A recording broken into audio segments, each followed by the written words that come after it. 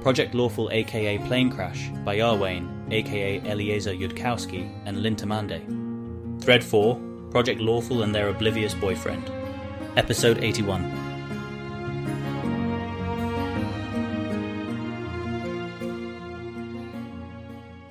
Carissa comes in for her post-queen checkup. She looks better. She still feels off balance, but in a way she suspects will just be a permanent feature of her life. She has actually had fewer nightmares about being turned into a statue since it actually happened to her. It feels, in a way, like it was a bad nightmare and one she now knows can never happen for real. That said, she is aware she's in line for a very serious punishment at this point, and she's scared of that in a way she did not used to be scared of punishment. Not quite fully recovered, but getting there. Fit for all but the fullest of full duties. Probably still not somebody who ought to be tortured right this minute, if the Queen of Cheliax's painstaking work is to be treated with the respect it deserves, and in fact, rather stringently commands. Apart from that, Carissa looks like somebody who thinks herself due for severe and painful rebuke. Your fear is showing, Subarax observes. Is it for your feelings with Keltham yesterday? Or have you erred or transgressed in some other way than that? Possibly, but it's that I have in mind. I didn't expect this, and I understand why Asmodeans aren't supposed to indulge it, and I am only afraid of failing in my duties here. Which isn't true, but should be. The Grand High Priestess has already told you that the improbability of your entanglement with Keltham and its escalation bespeaks the intervention of something with at least a shattered fragment of prophecy. Tropes, or nethys, but nothing else known to us. We are hoping that Asmodeus is aware of this, benefiting from it, though we are frightened and unsure.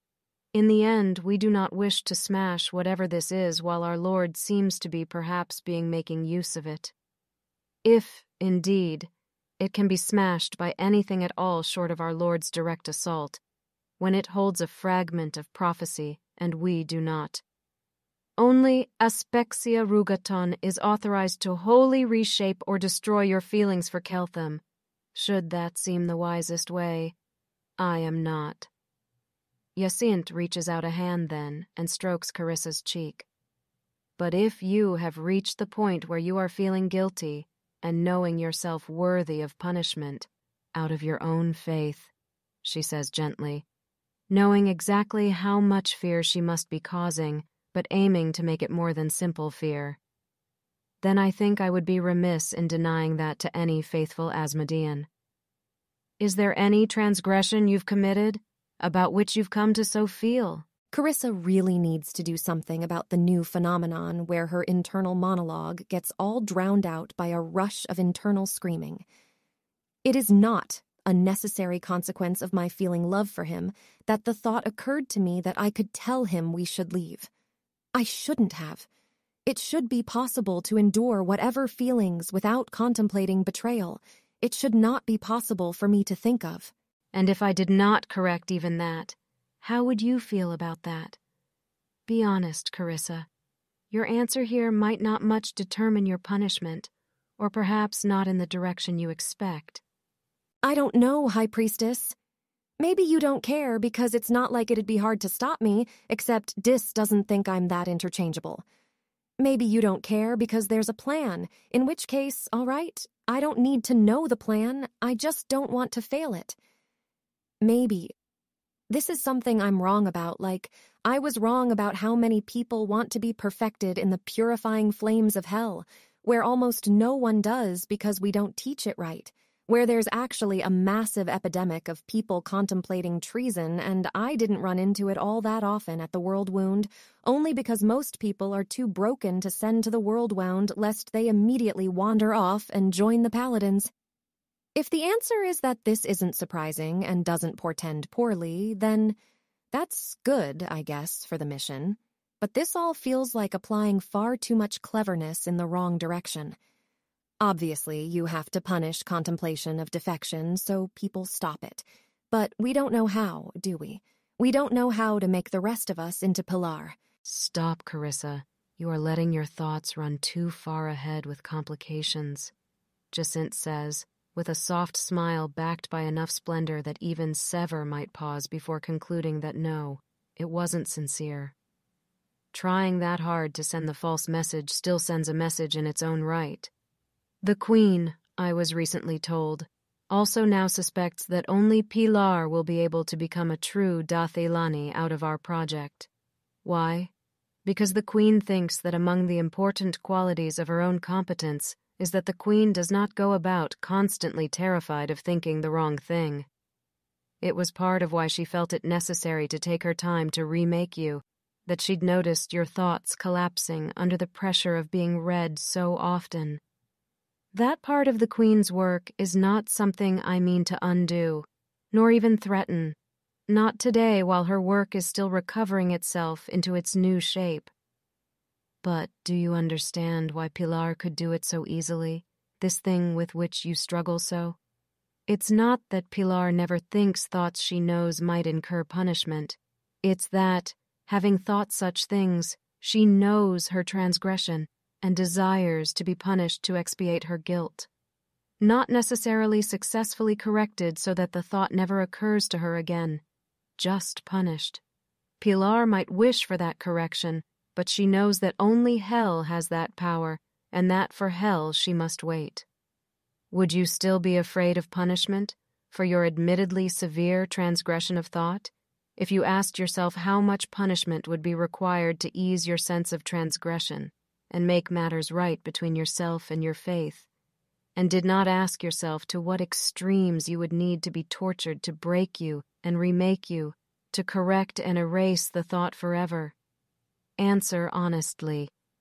I can have your thoughts read, if I like, but these words I think it important for you to speak with your own lips, whatever they may be. Carissa is being entirely honest, terrifyingly vulnerable, doing everything she can to give the church what they need to know to fix her. I don't know, she says. I hadn't thought about it that way. What does it serve Asmodeus to punish me if it doesn't fix me? In what sense ought my guilt be eased if I haven't stopped being someone who could make the error again? Stop thinking about yourself, Carissa. Think about Pilar instead. How does it work for Pilar? I expect she is not too displeasing in Asmodeus's sight, as mortals go, and she is firm in his purposes. She's pleased to be punished because it's the right order of the universe? Because as long as there's someone over her to punish her, then it's more bearable to be a mortal and flawed in the ways mortals are. When her superiors punish her, Pilar then knows for certain that what she did has been deemed wrong and ought not to be repeated, and that we have the power to inflict that pain on her confirms to her soul that we are her superiors. She does not need to be certain of our infallibility, to trust us so. It is wrong because we say so and we are Asmodeus's appointed tyrants over her. The reason why Pilar even needs us to be a good Asmodean, when her faith is already stronger than our own, is not that Pilar would flinch too much to punish herself if she decided all of her own punishments. What would break Pilar if she stayed in Elysium is that she could never feel certain of her guesses about what is a wrong thought, wrong act. If she had nobody like us above her with the power to punish her, will she nill she, and thereby make something be permitted or forbidden with certainty? Once we have spoken, she need but obey, and if there is fault, from there it will not be hers. For this reason, among others, did she return to us from Elysium, I think. Oh, it didn't occur to me that that was something I could have. That it would ever not be my fault if I wasn't good enough. Oh, it almost always is. But not when you are given an order and follow it correctly. Those such as Pilar can be too greedy about chasing that, even when it might better serve Asmodeus for them to use their own initiative. I expect this was among the Most High's thoughts when she granted Pilar so much authority in the palace 2 days ago. But even after using her own initiative and erring, it is possible for Pilar to be made clean, because we, her superiors, tell her that she erred. We tell her how much punishment she has incurred, and she undergoes that punishment. And implicitly we have told her she deserves no more punishment than that, and therefore it is true, and once punished she is finished. You have done this for her. Did you not understand what you were doing? No, I did, but I thought that she needed us to be genuinely competent enough to be actually correct in the punishment we assigned. I felt resentful about my punishment from the Queen before I saw the codes and realized that she was just correct and had identified real things, and I imagined Pilar to have that same failing, I guess. It certainly helps if we are competent. I am not confident of what might happen to Pilar's faith if she served a string of superiors far less intelligent and competent than herself, bumbling and failing in their service to our Lord, letting severe transgressions go by and punishing what she knew to be rightful. This is among the reasons to exercise due care in commanding the slaves more valuable to our Lord. They are, in the end, his possessions, and not ours, if they are things of noticeable value at all. Though never forget, it is heresy to care whether they are happy. It matters only that they remain useful. But again, Pilar's severest transgression by far was her appointing Paxti as Cheliax's most deadly project lawful girl, which she did out of fondness for another, at cost to Lord Asmodeus's interests, as an overt act and not a thought, with flawed intent and not just flawed execution. You did not try to assign Pilar enough punishment for that to break her, remake her, and drive every trace of fondness for others out of her heart forever, so that hell on her arrival would have nothing left to do. You did not try to assign her a severe enough punishment to leave her in horror, that the pain might ever return if she repeated that behavior. You assigned her a punishment severe enough that her soul would know it had made a serious mistake. That Pilar then knows this deep down is what does most of the work in correcting her and improving her somewhat, rather than all at once for the rest of her life in a single torture session. You are afraid of me doing something to you that you would never be foolish enough to try with Pilar, and I would say that you must consider me a very great incompetent, but I am well aware that it is actually just because you are stupid and unable to see past your own fears. Carissa is one of the smartest people in Cheliax, and she knows it. Not the time. Yes, I'm sorry, High Priestess. Intelligence 22 cannot prevent somebody from failing to see obvious things when her own mind is set against itself. She is, in fact, having Sevar's thoughts read. Why wouldn't she? Of course. Carissa is both important and, now at risk of being a traitor, she should assume they are going to great lengths to mind-read her. She regrets obliging them to expend the effort. I know, High Priestess. I am very annoyed about it, and it is one of the first things I want to learn how to fix in people. She laughs, and it's genuine. Perhaps ask Keltham how far Doth Elan itself has come there, before you set your eyes on that as your first goal rather than your last. You'd be surprised at how far, actually, especially if you'd only ever met Keltham. I am not going to punish that stray thought just now, about your own cleverness. It would disturb the Queen's work if I did. The only reason I am not saying a similar thing about your thought of escape is that you know it was a transgression, and you are, I think, beginning to become concerned not simply about the fearful fantasy of what must be done to drive it out of your mind forever, but about what you must do to feel right with your faith. Or perhaps not. It is important not to rush that aspect of your spiritual growth. But when, however, somebody can be corrected through torment by which they know what is made right or wrong, and not torment so fearful to them that they dare not do the like again, they are then less damaged by that correction. I will continue to observe your spiritual health and place the judgment of that disloyal thought in abeyance for now. The Queen's work is still solidifying into its new shape, and to punish unspoken thoughts, I suspect, might be especially dangerous to it. Perhaps in a few more days we shall revisit the issue, especially if you find then that you are ashamed, or feel that you have not been set right and made clean. Or sooner, if Sever's thoughts show her to be dwelling on it in fear fantasy. But this, of course, Subirax does not say out loud. I understand. Can you reassure me, I know it is true and obvious, but I think it would help to hear it, that I couldn't actually betray the project and run off with Keltham, that I belong to this and cannot escape? You could not, she lies. You do not know all that security has done. I do not know all that security has done. I doubt the Queen or the Grand High Priestess know all that security has done separately rather than collectively. And more importantly, hell owns your soul already, whether or not any particular devil does. Do not be mistaken about where the value of those 3 wishes or your ability to bargain for them comes from.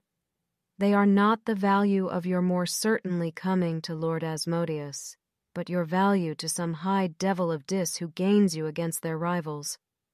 Your actual value to Lord Asmodeus I would not even dare guess, Chosen. I have been assuming it will depend on whether I can pull this off or whether I fail and make myself useless in the failing.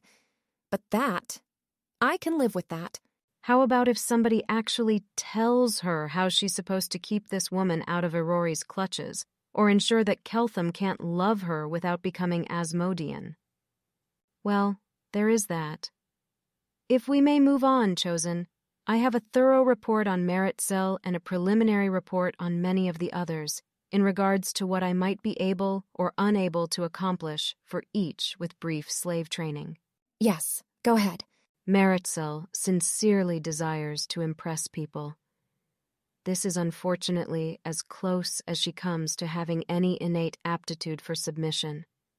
She is all pride and no slavery. If Keltham expects submission of Meritzel and the expectation is clear to her, she is apt to show him what he expects, to impress him. She could play a clear role we give her, to impress us. But I am not sure what his reading skills will make of that. It is such a ridiculous inconvenience that I keep wondering if it might just be a matter of enhancing splendor high enough to fool him. But the trouble is, I can think of no safe way to trial any such method. What if it fails? I cannot, without great efforts, even try to make Meritzel be in actuality what Keltham would want to see, in regards to being aroused by pain or domination. Meritzel would have no trouble performing in every aspect and would even delight in that performance as she delights in succeeding at anything. But I cannot see a clear and sure road to having Keltham perceive that she is aroused by it. I am also somewhat concerned that if Meritzel is constantly around Keltham, her pride will bite at her if Keltham desires her to be things she is not in truth. That if he visibly desires her to be a real submissive and not just the outer shell of one, then even if she fools him, she will still feel that she is not doing well enough. Not that her unhappiness would ordinarily be a problem, of course, but if it starts to interfere with her arousal in ways that Keltham can read, it becomes a problem. Yeah, I will. Think on what to tell Keltham, given that. I suspect it's not worth risking a lie. He's going to eventually get suspicious if everyone seems to have my world wound problem. We have presumably got some girls who have a reasonable, normal amount of masochism. If that weren't true, she would suspect divine interference.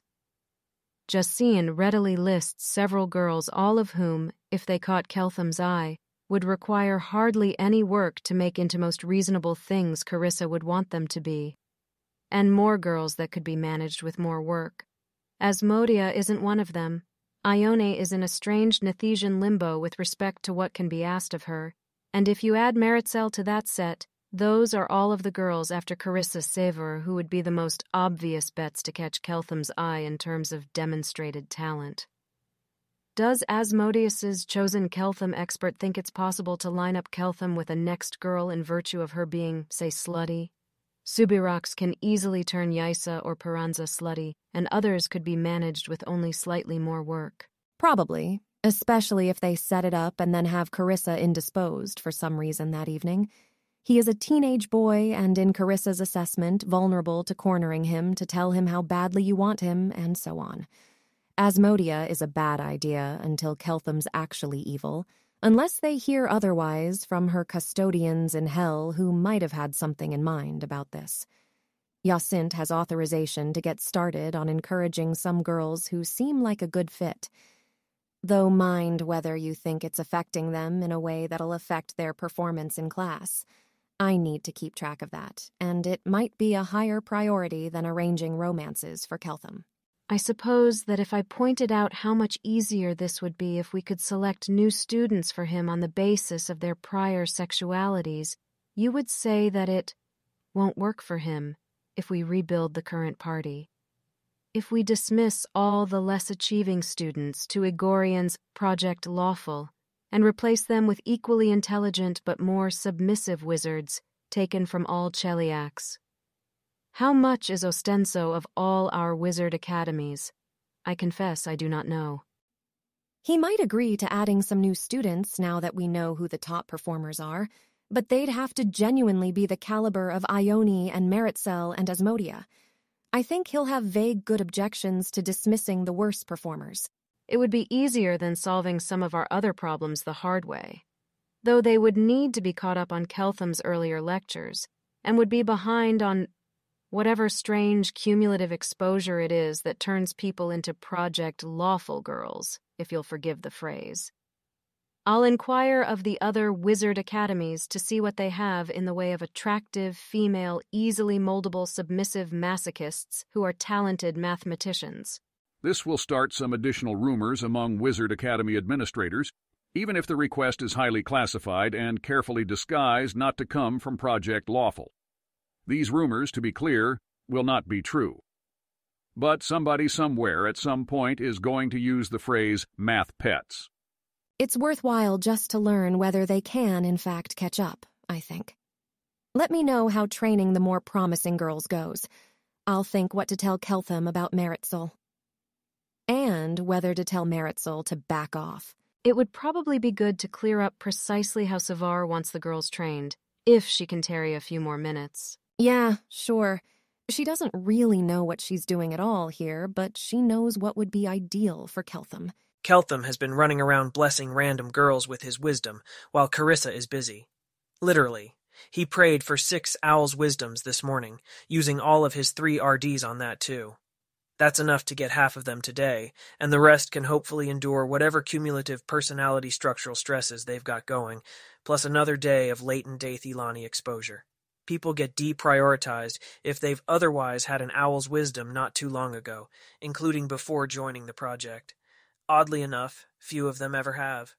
Oh, and after being tapped, you're supposed to go to your bedroom to contemplate and maybe write notes to yourself on Keltham's theory.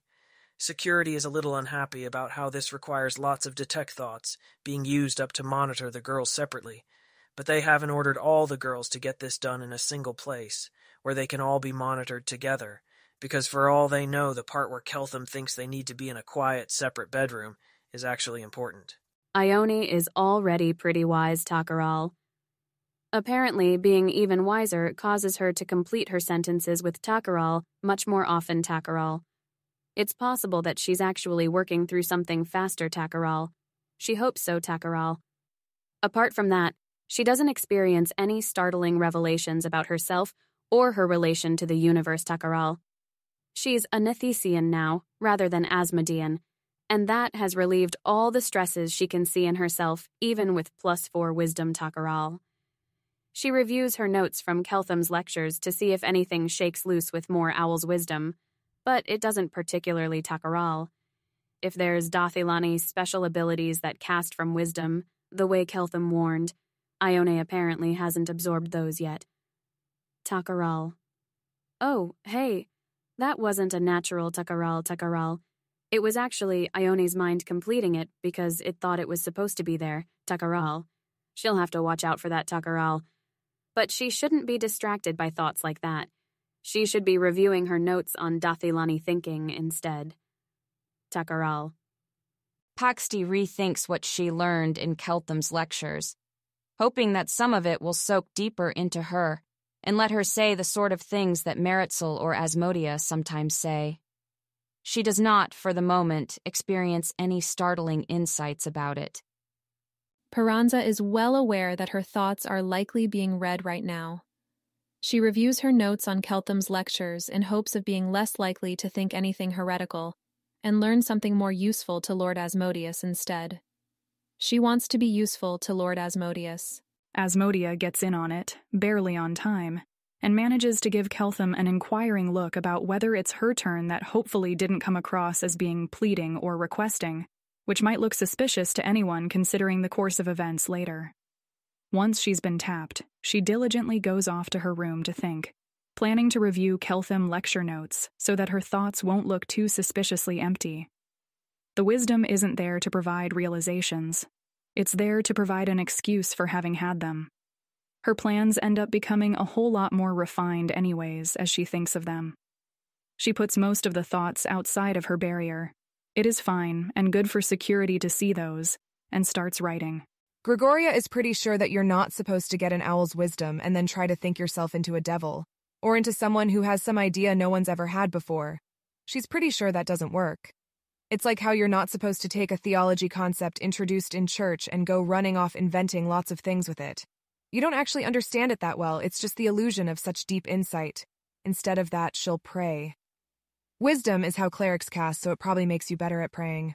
Yaisa tries to think deep thoughts, but doesn't particularly come up with any. She is aware she's not a very deep person. Sharp, but not deep, her mother used to say, which is the best kind of person. A good wizard who doesn't get out of their lane. Yaisa hopes that it's also the right kind of person for Project Lawful. So, up to 8 minutes for his wisdom to wear off, at up to 2 minutes per caster circle, and then some more time to think after that if necessary, and then they should reconvene for another run on probability. Keltham probably should have thought to set that schedule before sending people off to their bedrooms to think. Well, he'll send somebody around to knock on doors for a 5-minute warning in about 20 minutes, say. Note from Asmodia to Sivar, delivered by security after Sivar leaves Subirax's office. Keltham tapped 6 girls with Owl's wisdom and told them to go off to their bedrooms to think afterwards. Asmodia was one of them. This report was written in haste under the Owl's wisdom, but completed after it ended. Asmodia has now realized that when she responded to Keltham's inquiry about her superpowers by asking, "Why is everyone asking me that?" This was a potentially catastrophic error, if Keltham had not believed that the Crown was supposed to be aware of his speculation. Asmodia had not been briefed on that aspect one way or another, so the correct decision for Asmodia would have been to take the lesser risk of not mentioning that anyone else had asked her. Even though this would have also been a risk because if Keltham did expect others to know, real Asmodia would have behaved differently from alter Asmodia. Asmodia notes in her defense that she had very little time to think when Keltham sprung that question on her, and that she erred on the side of not lying, even though concealment was the correct course given what she didn't know. Asmodia notes that she believes the fault for this narrowly averted event lies not only with herself, but also that nobody briefed her on Keltham's expectations about the Crown Order to check her for superpowers, in particular, whether Keltham was supposed to know that this event had happened. Asmodia registers her suspicion that too much information is being hidden from people who aren't Keltham. This isn't an ordinary project where people can know only what they need to know. It's a project built around an intricate, fragile lie, and everybody who isn't being lied to needs to know what's going on with every part of the lie at every point. Asmodia notes that she would probably have tried to deny this whole chain of thought to herself if she wasn't on the new, only Taldorian punishment regime, shutting it down well before it got to the point of Asmodia thinking about having done something worthy of punishment somewhere. Security could hear those thoughts and censure her if she didn't report them. Initially, starting to look for and think about what you might have done wrong is dangerous, if you will need to report any new errors you find, and get punished for those. Asmodia is also being more honest in reporting what she sees as potential flaws in what's going on around her, because she expects less to be punished for that risk if she questions her teacher and proves to be wrong. Asmodia registers. Prediction. Tonia will either fail wholly to master Dathilani thought, or will be tortured beyond the point of usefulness for heretical thoughts, or will have Dath-Ilani thought successfully tortured out of her as something inside her realizes that she loses points each time she plays the game. Asmodia means no insubordination by any of this, and will obviously accept instruction and correction if she is mistaken. Asmodia has also realized that she is acting very visibly different from her supposed alter Cheliac self. Alter Asmodia is incredibly curious what the abyss Keltham was talking about, which Real Asmodia also is, but Alter Asmodia does not have any reason not to be talking to Keltham about this already, because Alter Asmodia isn't scared quiet by security or Sever, or concerns that something huge is going on that she is not supposed to know about. Alter Asmodia wants to know if Keltham has a way for her to get superpowers next time she's in hell. Alter Asmodia asked him about it at breakfast in front of all the other girls. Please advise. Well, the experiment is bearing fruit. Might be poisoned fruit, but that's how it goes with experiments. The big constraint on briefing all the girls more is that there's only so many excuses that can be manufactured to be having group meetings without Keltham. Carissa suggests, to Maelol, that they get all the girls rings of sustenance and then can have briefings during those precious hours that will be unaccounted for to Keltham. In the meantime, she can talk to Asmodia about why the Crown thought she might have superpowers. Asmodia is visibly looking a bit fearful here. Hello again. You wanted to know why Keltham thought you'd have superpowers. This isn't a very satisfactory answer, but Keltham has a category of theories formed based on reasoning from the fact he landed here and not other places and now and not other times, and for confusing reasons it makes predictions like he'll have a fight with the Queen over his girlfriend, and Pilar will mysteriously go to Elysium, and he predicted you'd have superpowers. I now have additional questions. This is something that people have occasionally heard Keltham say over the last few days. I bet. Go ahead. I'm having trouble figuring out where to start. What did he say about Pilar going to Elysium? And he's not dead, so he didn't fight the Queen over you. But what exactly did he think would happen? So, to be clear, we've been piecing things together from several different sources. He doesn't explain it much. But it's like he thinks he's in a romance novel, only he's not accusing us of setting it up, just, some entity, when he died, having put him in a romance novel instead of putting him in different contexts than that. And in a Dath-Ilani romance novel, the different girls you date would all have fascinating secret backstories. You had to sleep with them to understand. So a universe where we all have fascinating secret backstories is more like the kind of universe someone would stick him in. And in the Dath-Ilani romance novel, all the girls fulfill different aspects of his sexuality. So when I said that I'm kind of neutral on being raped, he predicted that one of the other girls would be into that and have a fascinating secret backstory.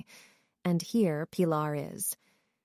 He, ended up agreeing to rent me to the Queen so they wouldn't have to fight over me, is how that ended. I now have additional questions. You can consider this an experiment in indulging you and seeing if that actually produces useful results. In fact, Asmodia's mind is repeatedly repeating, I now have additional questions, so loudly that she is having trouble figuring out what any of those additional questions are. So, like, am I wrong that not a single one of us had any secret backstory before we started working on Project Lawful? We only started getting secret backstories once Keltham appeared. I'm not actually going anywhere with this question, just I don't know what I should ask. What's giving us those backstories, according to Keltham? In real life, it's Nethys for Ione, Caden Kalian for Pilar, Asmodeus maybe for you. We don't have backstories because we're in a romance novel. We're getting backstories because of things gods are doing to us. Why are all those gods doing it to us? Going along with setting up the romance novel for Keltham, you're the only one who might know. Asmodeus does things for reasons, even if Nethys and Caden Kalian don't. Asmodia realizes that she's not talking exactly like somebody who doesn't have anything special about herself, and stops talking and looks like she's waiting for an answer. You're right. The group of girls that Cheliax gathered was not particularly remarkable. The reason it looks to Keltham like his girls have backstories is that the gods want us very badly, for some reason. I don't understand the reason, exactly. A devil said we are valued in Dis because it is thought we might be able to train better devils. But that can't be Caden Kalian's reason or Nethys's reason, or the reason of whoever acted on your behalf. But it's because you're part of Project Lawful, and I do expect they want Project Lawful to continue and to at least, by some definition of success, succeed. I can't even tell whether I'm supposed to say that I know you're just guessing that, or maybe my special thing is now that everyone thinks I'm special, and all the other special Project Lawful girls invite me to whatever special court sessions you have while everybody tries to figure out which superpowers I've really... Or maybe I could go back to hell and get superpowers if I asked for them. Should I just ask a lot of questions to Keltham? Which parts of this is Keltham supposed to know we know? Which parts is Asmodia supposed to know? I think that's the most important thing I'm supposed to ask right away. Keltham knows that he's aired his tropes theory to us and that we took it seriously, though he's currently leaning towards it not being true, and I do not want him encouraged in thinking it's true, at all. 0. You can do things Asmodia, who had an average time in Alter Hell, would do on learning she should have come back with superpowers, though mind that I don't think you particularly want Keltham's personal attention. Not because he's cruel, I wish, but because he can tell whether people are enjoying themselves with him or not. Asmodia has probably been told that the Crown asked if she had superpowers, and then been asked by Keltham, and then maybe asked a security if the question from the Crown was classified or if she's allowed to say she was asked it, and now has further questions. Clarification. I'm to tell Keltham that I asked him, why is everybody asking me that? And then realized I was actually supposed to have asked security about the classification status of the Crown inquiry first, and that's why I didn't follow up earlier. I also don't understand our mission goal in general.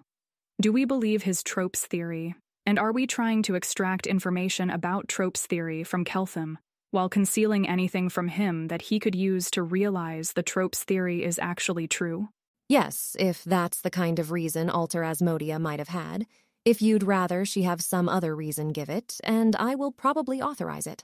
Our mission goal is to, if there are tropes, know about the tropes so we can refer them to the Grand High Priestess and never think about them again, and for Keltham to think tropes are unlikely. Because when he thinks they're likely, he has a nightmarish freak-out about how everything is fake, and it's very stressful for me, personally. Can tropes... I don't know how to ask this. Do we believe that they are things that negotiate with gods? Did they bargain with Caden Kalian? And if not, how are they getting Caden Kalian, let alone Lord Asmodeus, to go along with constructing the romance novel? If tropes are real, then what they did is look over all the possible starting conditions that would produce the romance novel they wanted and put Keltham into those starting conditions, such that gods would decide of their own free will to sponsor girls in Keltham's harem, I think. Keltham says we don't know enough prerequisites to truly understand tropes. I request orders. My belief about what Alter Asmodia did at breakfast stands, but this whole situation is beyond what I know how to determine a best action for. I am not confident in my ability to extract useful information about tropes from Keltham, but can try if so ordered. It's sounding like Keltham isn't her sponsor, not that it would have made any sense. And if someone somewhere cared about her, it's because that was something true in the universe before Keltham got there, somehow, and she doesn't have any obvious avenues for figuring who that is. At this time, my going assumption is that no one can. Maybe unless or until we master Dathalanism. Your only orders are to not tell any new and innovative lies and not to suggest to him that you've got superpowers, or arguable superpowers, or things that hell alone can say might or might not be superpowers. If you want to get close to him and ask questions, you may. And if you want to have no relationship with him outside class, you may do that too. If I am to be left to my own initiative in making those decisions, what are my goals? How may Hell's interests best be served? I am sorry if I am proving difficult to command. I am confused. Your goal is to learn Dath Ilanism without making Keltham suspicious. Hell's goal, as far as we know it, is to keep Keltham here, corrupt him, and learn from him. You're not assigned to the corrupting him or keeping him, just learn from him. Learn Dath Ilanism. Don't make Keltham suspicious. It seems to me that these goals are served by asking Keltham questions about superpowers, as Alter Asmodia would do. Maybe with Alter Asmodia focusing more on asking on how all this strangeness interacts with Dath Ilani reasoning and law. I will do that at some appropriate point, unless countermanded. Go ahead. Did you think on my question to you before you died about what bribes would motivate you to bring your full intelligence to our work? She's got it already, but that's not an acceptable answer. What is Alter Asmodia's answer? Why hasn't she said it already? Keltham's ways of thought would not be balked by my problem. He would see many solutions, some of them not disloyal ones, maybe even ones less severe than my ceasing to be. So it is to my benefit to either understand those ways of thought myself, or that you do, or that Keltham be successfully corrupted to where I may plainly ask that riddle of him in return for my loyalty to him under Cheliax. Though I did clearly hear that I am not myself assigned to that corruption. It is, in fact, kind of notable to Carissa that Asmodia did not say it already, doesn't seem very motivated by it anymore. Maybe it's because hell wasn't as bad as she thought, and she feels silly for having wanted to die rather than go there. Maybe. That's all. Dismissed. We're considering whether and how to brief the girls more. Dismissed. She goes. She got through the whole thing without having to take the Gorthoklek authorization out of the pocket where she is terribly aware of it resting. That's probably as close as she can come to victory here. Well, and she has explicit permission to talk to Keltham. She was testing something of a theory there, in fact, which was that she could just behave like a very good Asmodian and somehow end up being assigned to talk to Keltham anyways, or given permission for that, even if she wasn't trying to steer there. She's a Project Lawful girl with a mysterious background, after all. She's got to end up involved with Keltham somehow. Even if she's incredibly unlikely to be attracted to him, and Keltham can tell that about her, they will somehow end up doing something that would happen in a romance novel. Since the gods are repeatedly intervening around them to suddenly set up a romance novel. A Dath Ilani romance novel. They might be very different. Asmodia has not read any Chelish romance novels, in fact, though she's heard their plots discussed. She is not sure whether this is a disadvantage or an advantage in this situation. She's maybe going to have to think about this again, sometime when she has Owl's wisdom and Fox's cunning. And maybe more lectures on law.